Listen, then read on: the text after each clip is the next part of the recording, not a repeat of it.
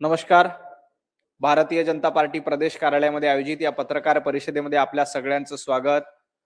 5 राज्याच्या निवडणुकाचा निकाल आता हाती येतोय आणि अतिशय आनंदाची गोष्ट आहे की 5 पैकी 3 ठिकाणी भारतीय जनता पार्टी आणि एनडीएला स्पष्टपणे बहुमत बघायला मिळतं.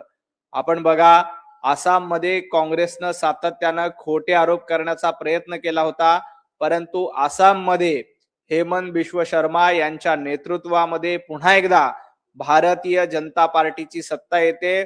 आसाममध्ये फक्त सत्ता येत नाही तर डिस्टिंक्शन मध्ये आसाममध्ये भारतीय जनता पार्टीला विजय मिळताना बघायला मिळतो. आणि सगळ्यात महत्वाचं म्हणजे गेल्या 15 वर्षांपासून पश्चिम बंगालमध्ये ममता दीदींची दीदीगिरी होती, ती संपुष्टात आणण्याचं काम तिथल्या कार्यकर्त्यांच्या माध्यमातून भारतीय जनता पार्टीने केलंय.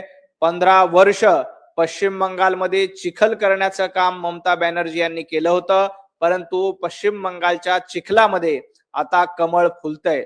भारतीय जनता पार्टीला स्पष्टपणे बहुमत पश्चिम बंगालमध्ये बघायला मिळतंय.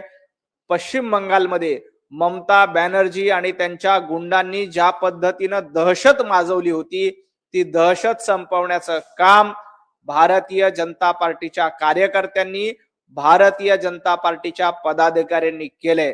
आणि सोमेंदू अधिकारी यांच्या नेतृत्वामध्ये पश्चिम बंगालमध्ये भारतीय जनता पार्टीला स्पष्टपणे बहुमत मिळताना दिसतंय. त्यामुळं एकूण 3 राज्याच्या निवडणुकांमध्ये भारतीय जनता पार्टी आघाडीवर आहे आणि एनडीएच्या पाठीशी, पंतप्रधान नरेंद्र मोदीजींच्या पाठीशी देश पुन्हा एकदा उभा राहिलाय.